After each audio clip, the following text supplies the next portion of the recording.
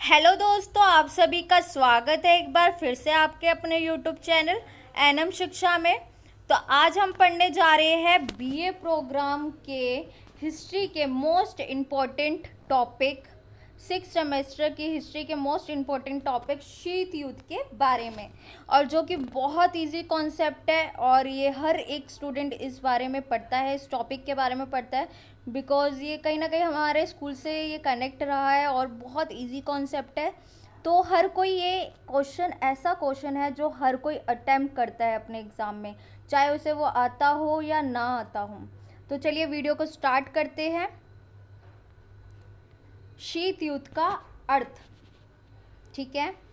जब दो महाशक्तियों के बीच में ऐसी स्थिति बन जाए कि युद्ध का होना निश्चित हो और युद्ध को टालने की कोई संभावनाएं नहीं है, परंतु वास्तव में वह युद्ध ना होने ही शीत युद्ध कहलाता है। यानी कि अगर देखा जाए तो शीत युद्ध क्या है, जब हमें ऐसा लगता है कि दोनों महाशक्तियों के बीच में युद्ध होना तय है, उस युद्ध को कोई टाल ही नहीं सकता, परंतु कुछ ऐसी परिस्थितियां बन जाती है, ठीक है, उसकी संभावनाएं तो होती है युद्ध होने की, पर वो युद्ध नहीं होता, वो टल जाता है, उसे कहते हैं शीत युद्ध। यानी कि विचारधाराओं पर आधारित शैथिल्य युद्ध के नाम से भी शीत युद्ध को जाना जाता है। चलिए आगे बढ़ते हैं शीत युद्ध के बारे में।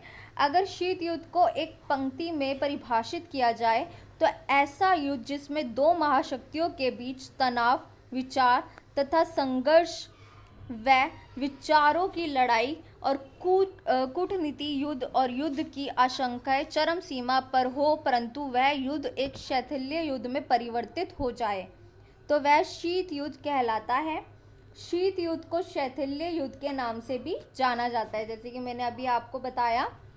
चलिए आगे बढ़ते हैं। विश्व को दो हिस्सों में बंटवारा, यानी कि जब शीत युद्ध हुआ था तो पूरा विश्व दो हिस्सों में बंट गया था।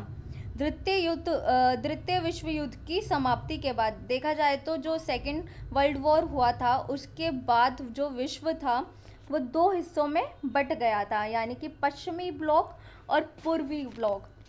जो पश्चिमी ब्लॉक था उसे यूएसए के नाम से जाना जाता है, और जो पूर्वी ब्लॉक था उसे हम यूएसएसआर यानी कि सोवियत संघ के नाम से जानते हैं। चलिए आगे बढ़ते हैं। इन दोनों राष्ट्रों के बीच वर्चस्व की जंग छिड़ गई थी, यानी कि जो ये युद्ध था वो बेसिकली यूएसए यानी कि अमेरिका और यूएसएसआर यानी कि सोवियत संघ के बीच में छिड़ा था, जो कि वर्चस्व की जंग पर, यानी कि वर्चस्व के आधार पर कि कौन अपना वर्चस्व सबसे ज़्यादा जो है राष्ट्र पर स्थापित कर सकता है, उसकी होड़बाजी में ये जो युद्ध हुआ था। ठीक है, आगे बढ़ते हैं। शीत युद्ध अमेरिका और सोवियत संघ दो हिस्सों में, जो पूरा विश्व तो बंट गया था, ठीक है। तो शीत युद्ध की शुरुआत जानते हैं कि कहाँ से हुई थी। द्वितीय विश्व युद्ध की समाप्ति के बाद जो दो महाशक्तियाँ अस्तित्व में आई, एक अमेरिका और दूसरी सोवियत संघ। द्वितीय विश्व युद्ध की समाप्ति के बाद अमेरिका और सोवियत संघ जो अस्तित्व में आए और इनके बीच तनाव पूर्व स्थिति पैदा हो गई, यानी कि दोनों ही बराबर के टक्कर वाले थे, कोई पीछे हटना नहीं चाहता था और दोनों ही एक दूसरे को टक्कर देने के लिए आगे थे कि हाँ मैं पावरफुल हूँ। वो जो यूएसएसआर वाले थे यानी कि सोवियत संघ वाले, वो कह रहे कि हम पावरफुल है, वो कहते हैं कि तू अपना दम लगा ले, वो कह रहे तू अपना दम लगा ले, यानी कि दोनों पीछे हटने को तैयार ही नहीं थे। मतलब गजब की जंग छिड़ गई थी उनके बीच में। आगे हम पढ़ते हैं। द्वितीय विश्व युद्ध की समाप्ति के बाद अमेरिका और सोवियत संघ अस्तित्व में आए और इनके बीच तनावपूर्ण स्थिति पैदा हो गई, इसको ही शीत युद्ध कहते हैं।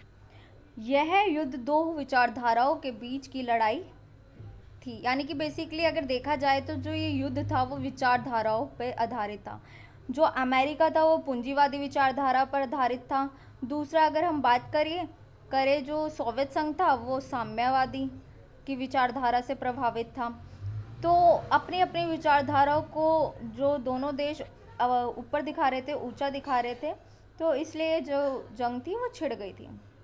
अमेरिका यानी कि जो यूएसए की विचारधारा थी, जैसे कि अभी हमने पढ़ा, वो पूंजीवादी थी, ठीक है, और जो अमेरिका था वो पूंजीवादी विचारधारा को प्रोत्साहन दे रहा था। उसका मानना था कि पूंजीवादी विचारधारा ही सर्वश्रेष्ठ है। सोवियत संघ साम्यवादी विचारधारा को बढ़ावा दे रहा था। उसका मानना था कि साम्यवादी विचारधारा ही सही है।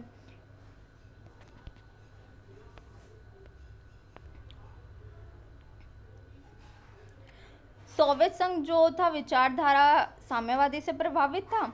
उसका मानना था कि साम्यवादी विचारधारा ही सही है। इन्हीं मतभेदों को लेकर ही दोनों की बीच, जो दोनों राष्ट्र थे उनके बीच तनाव, संघर्ष, विचारों की लड़ाई जो है वो स्टार्ट हो गई। तो शीत युद्ध भी स्टार्ट हो गया। फिर विश्व को दो हिस्सों में बंटवारा हुआ। फिर क्या हुआ कि विश्व दो हिस्सों में बटा, तो एक मित्र राष्ट्र बना, दूसरा दूरी राष्ट्र बना। जो पश्चिमी ब्लॉक था वो अमेरिका था, पूर्वी ब्लॉक था वो सोवियत संघ था। ठीक है, यह बंटवारा मतलब बहुत से देशों ने अमेरिका का सपोर्ट करा, तो बहुत से देशों ने जो था सोवियत संघ का जो है सपोर्ट किया। यह बंटवारा यूरोप महाद्वीपों के बीच जर्मनी की राजधानी बर्लिन में हुआ।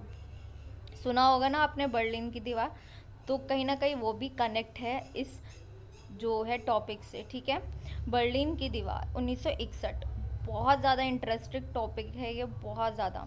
दोनों महाशक्तियों के बीच, यूएसए और यूएसएसआर के बीच 1961 में बर्लिन की दीवार खड़ी हो गई, जिसमें बर्लिन की दीवार हम जिसे बर्लिन की दीवार कहते हैं। ठीक है, विभाजन का प्रतीक।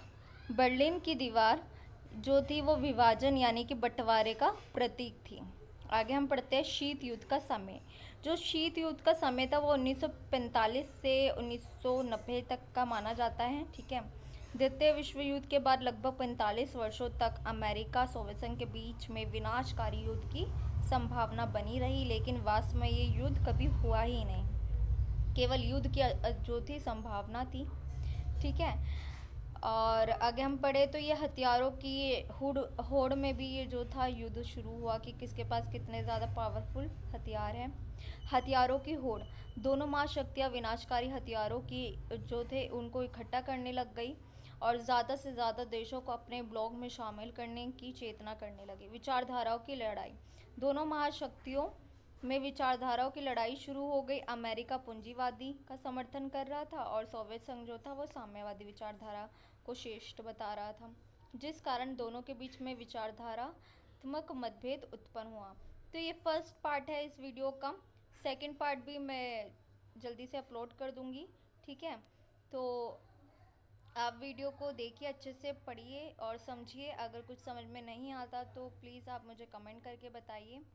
ठीक है, और आपको क्या अच्छा लगा वीडियो में, कौन सा जो टॉपिक आपको सबसे इंटरेस्टिंग लगता है, और आपके एग्ज़ाम कब है हिस्ट्री का, मुझे कमेंट करके बताइए। और आप जो ये वीडियो है ये